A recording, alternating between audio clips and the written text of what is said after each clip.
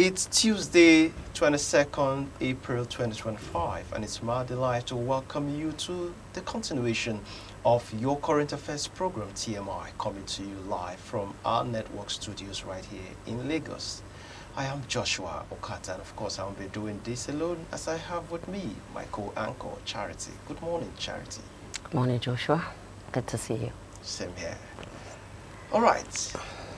Given the information available to us, President Bola Ahmed Tinubu is in the country as at yesterday evening. And of course, in about 1 month and of course 7 days, the country would be in a celebratory mood over the 2-year anniversary of Bola Ahmed Tinubu's administration in office. What could be said about his economic plan towards diversifying the economy and of course engaging the youth? What can be said about his policies when it comes to heavy human capital flight, which has been in existence for as far back as 30 years?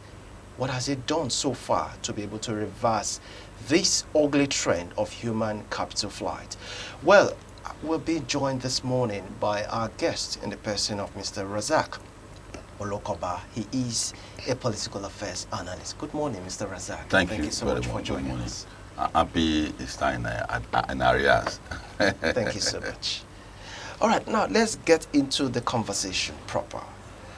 There are no specific data currently that states the rate at which we have experienced human capital flight, especially as far back as 30 years, looking at 2025 in review.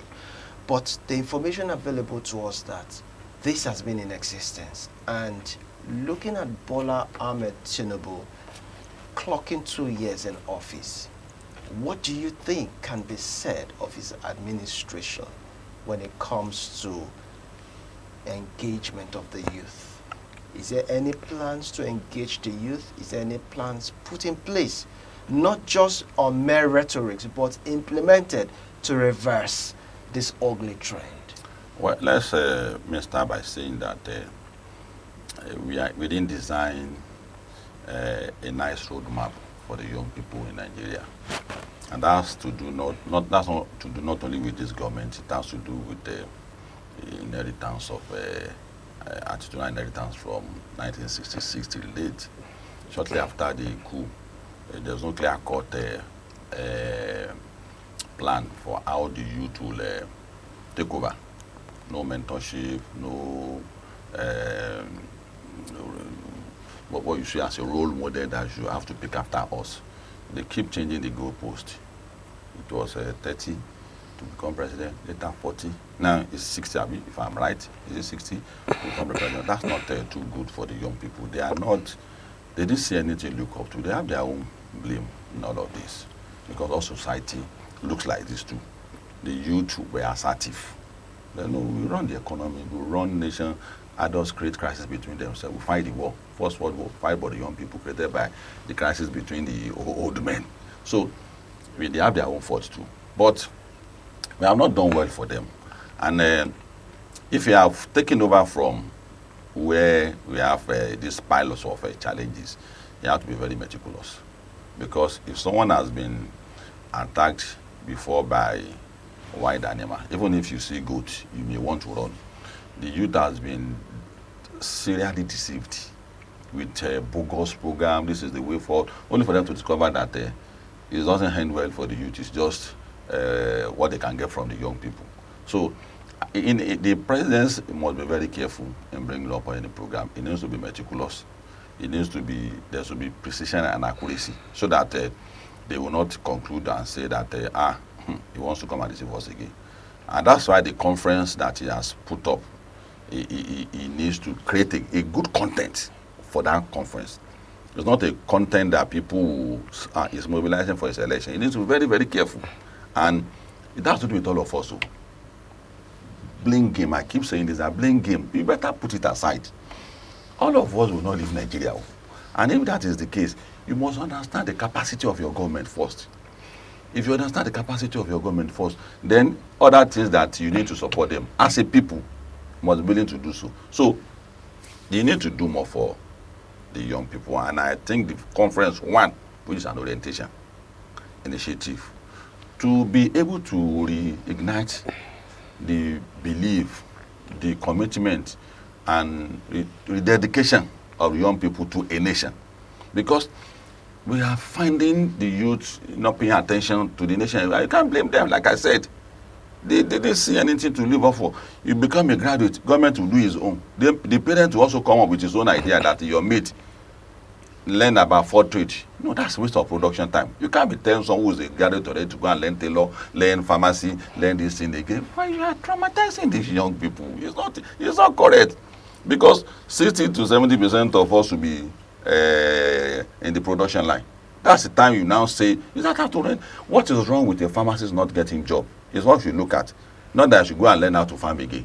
What's wrong with if people read agricultural engineering? Why is it not in farm?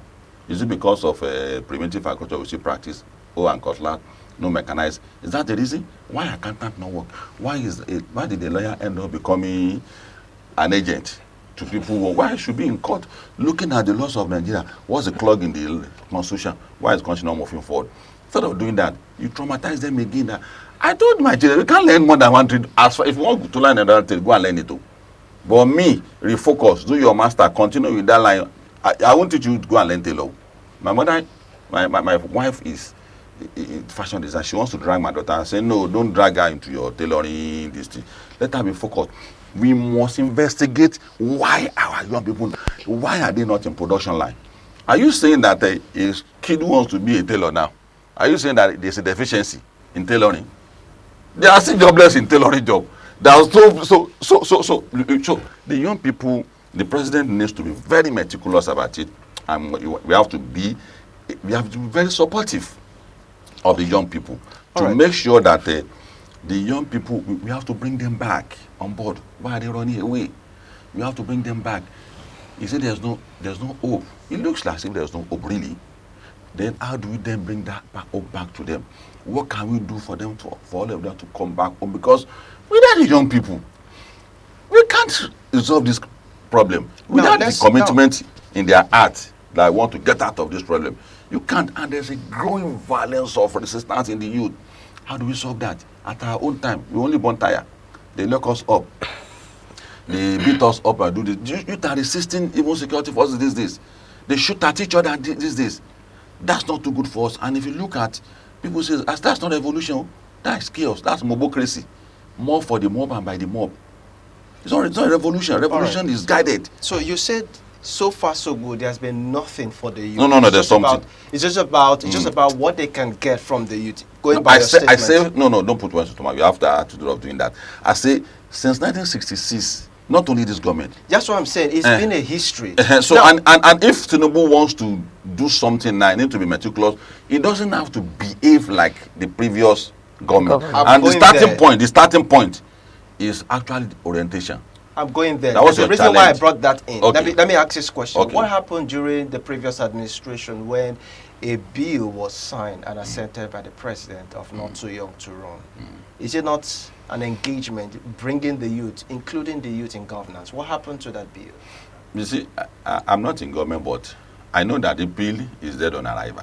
Oh, really? Yes, it's dead on arrival. It was signed into law. Yes. The past president. I mean, the Buhari signed it into law. implementation is dead on arrival.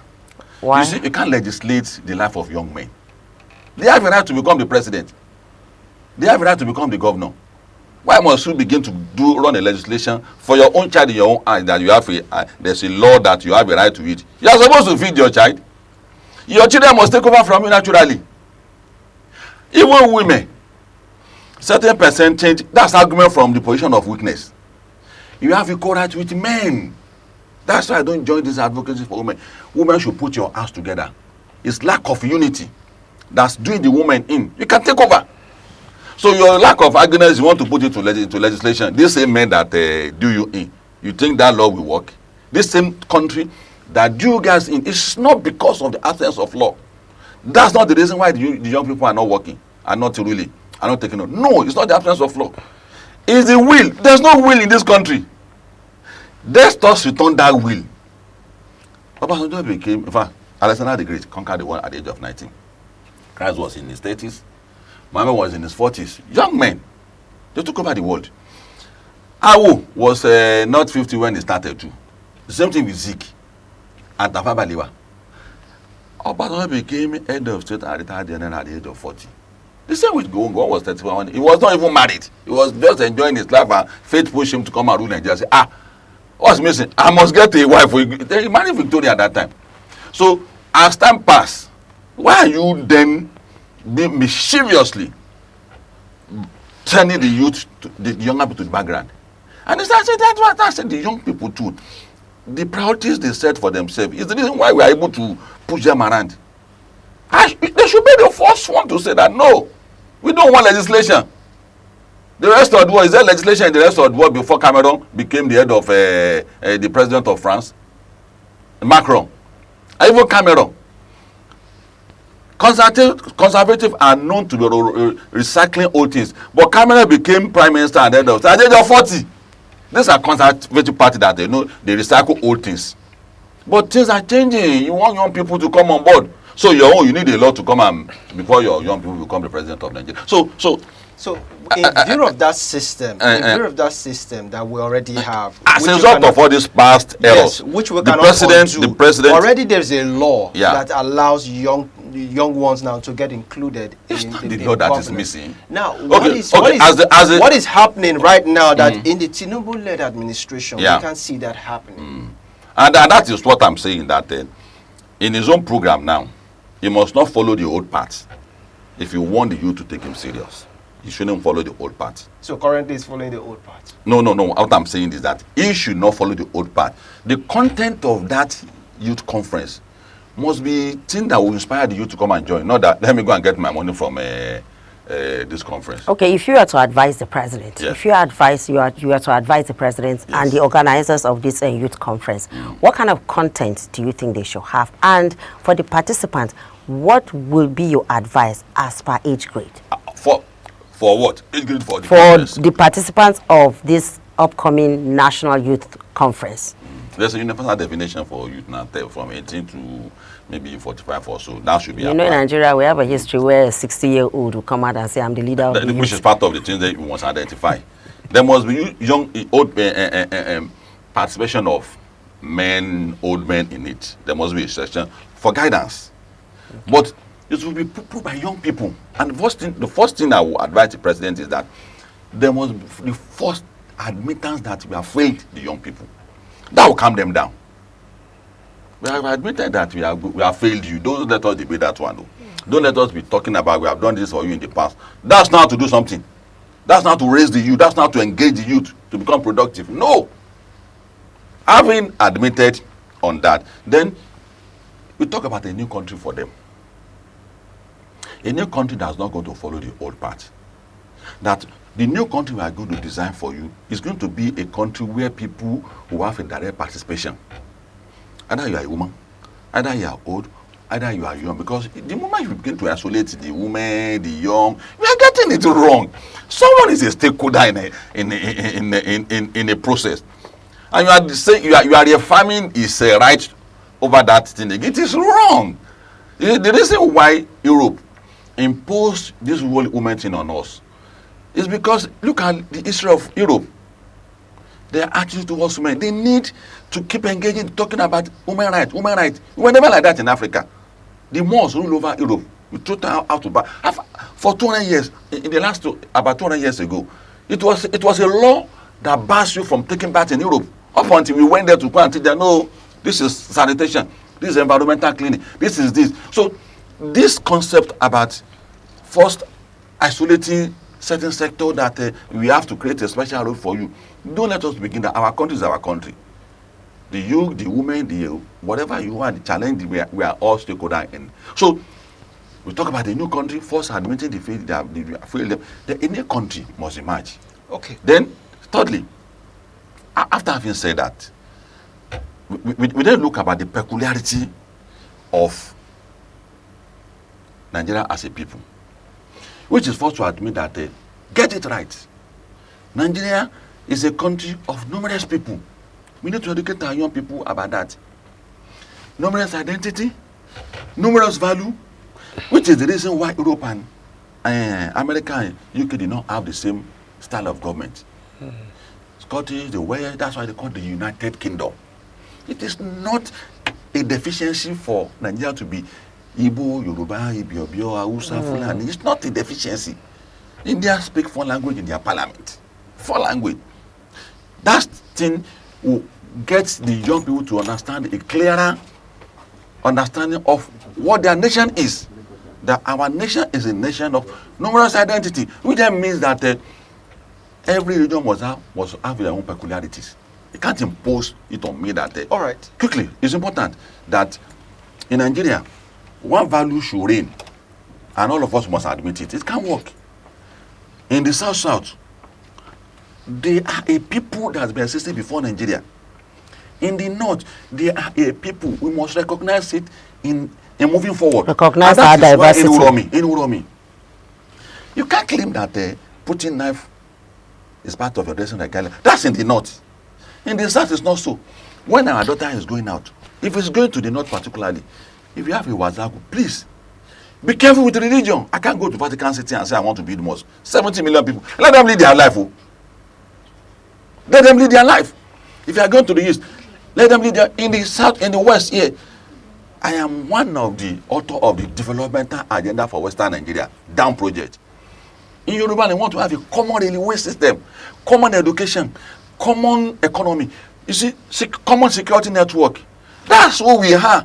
You cannot not say that we must buy into the Nigerian project. No, we don't want to. We are not pulling out of Nigeria. Okay. So the young people must be made to understand. After the Civil War, George Washington gathered stakeholders in America. So Tinubu, and said no. President Tinubu right now, given what Abdulaziz said in his quote, in a statement that I'm going to quote, that he's so inspired by the tangible, success that President Bola Tinubu has made. In what area specifically? Given what you just said now, considering the fact that Nigeria is so diverse, especially when it comes to our cultures, our values, and what we believe. So how has Tinubu been able to integrate all of this that Abdulaziz, being the senior special advisor to the president of media, is talking about? It's ridiculous for you not to praise any Nigerian president. Say that again. It will be difficult not to praise any Nigerian president. Because the job is on the line. No, especially the media be. No, that's not what I mean. For me, I'm a political scientist. I'm a chartered public administrator. What is designed for this country is not for Nigeria to work at all.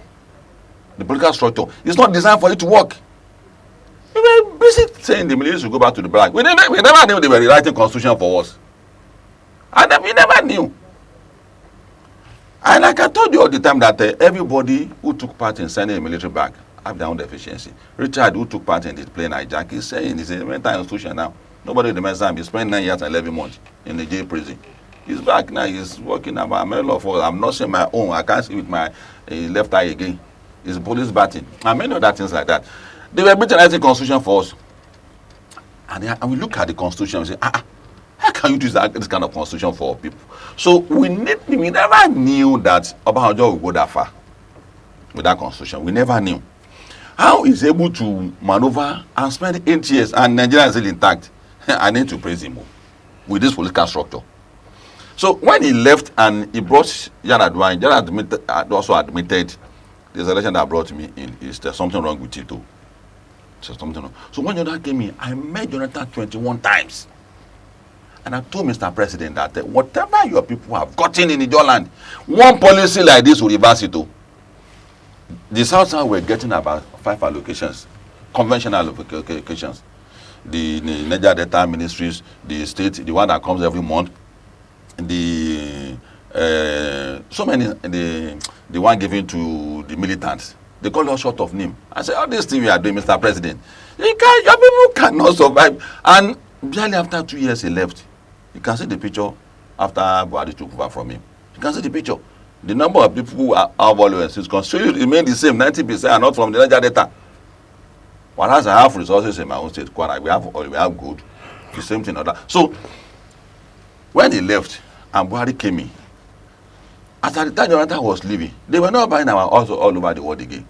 Until Buhari came in, thinking that maybe Buhari, and I knew from there I've been saying that he can't survive with this political structure. There's no way we are going with this political structure. So to have done what he did in that 8 years, I was shocked. Why are they managing it? So when Tinubu also came on board, we want. And we thought that removal of all subsidy, there's a reason behind it. But I don't think he will be able to survive it. There's a big reason, and I give him kudos for that courage. But so look at the oil of prices now, it's now fluctuating. Then student loan base. All over the world, there's a challenge in funding education by families. They created, in other countries, it's called different names. So our own may be called student loan. In the West, it's called another name. Because families have a challenge, and education is becoming more expensive. You go to space, you study elements that is so many things goes into education now. So individuals may find it very, very impossible. 90% of 75 to 30%, I don't know what the United Nations said about it, that there's no how families can, except you complement. He's doing that. Then security up until about 2 months ago now.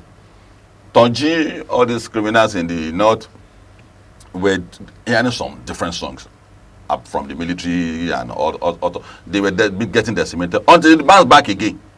And it's going to be like that for 8 years. We are not doing anything about the political structure again. So for me, how he has been able to move to where we are today, I don't know the magic they kept using though. But I don't expect them to go this far. If you look at the security situation now, I can less than 1 million secure the life of 250 million people. How is that possible? Police is just about 500,000. In different, why are they able to do this thing? And there's growing insecurity. The North has its own peculiar challenge. The East has its own peculiar challenge.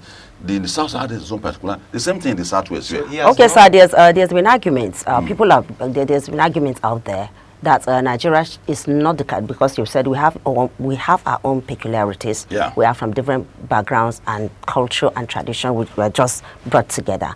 And there has been a school of thought that Nigeria should not be a country that would take its laws or its way of governance from other country, like what we practice now. We practice presidency, the presidency type of governance. So do you agree with that school of thought? Oh, completely. I was coming to America. America is almost one religion, almost one value, almost one culture, because it's Christian. It's a Christian country. Don't you see also it's a Christian country? It's a Caucasian country. It's white. If you come and live with them, you are just an addendum. Black are an addendum, yellow is an addendum. It's a white country. It's a white people's country. So their values are almost one value. The Western value, which comes from the Western value. So it's possible to impose a particular value on America and it will work. It's not like that in Britain. Britain has no, that's why they are in that kingdom. The same thing with Nigeria. So do you our think forefathers, forward, our forefathers have that wisdom. When they say that we are not going to be lumped together, we are going to be a country of different people, and that's why we kept saying that you need to devolve power. You need to give power to component part of the state. Power. We're pressed for time. Yeah. Now, my last question to you, I just want you to address it in less than a minute, That's okay. if possible. Looking at our diversity, should we go the way of United Kingdom, perhaps to make it more like a union rather than a federal republic? Of course. You see, in political science, someone will say that, in my own opinion, there's no opinion about your health status. In my own opinion, I should be eating sugar. Health status is determined by the medical expert. Political structure is determined by your peculiarity as a people. Some say, I don't like presidents. It's not your opinion. Who are you to determine your opinion of a country? It's your peculiarity, your political culture is what determines the structure you will run. The structure we run today is over the bar. It's not befitting for us. It can't work until we go to what you have just said now. Each component part must design how they feel they should run their life and they will prosper. And why are we running away from it? I don't know why we are running away from it. And that's where restructuring comes in. Yes, and we listen too much to the political class. It's easy for political class who are lazy to come to power through this system in place today. It's very easy to come to power. It's very easy for senator who is not recognized at home to use, because he's a member of PDP, he's a member of Labour, he's a member of APC. He will just become the senator against the wish of his own people. But if the reverse is the case, the way we started in the past, it's difficult for people who are anti his own people to become someone who's going to be speaking for them. The crisis in Plateau now is that, and Benue, which from what I heard is that there are section of the place that if you vote, it's not the Indige might not likely emerge to become the winner. Why will Indige not be emerged as the winner? There's a place in Britain, there's a party called the Reading Lunatics. They contest election from losing woefully. There's another party that they don't contest anything with you.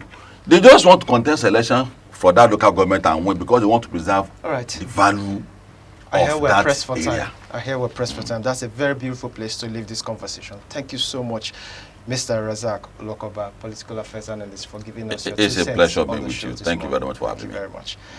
All right, that's our offering for you this morning.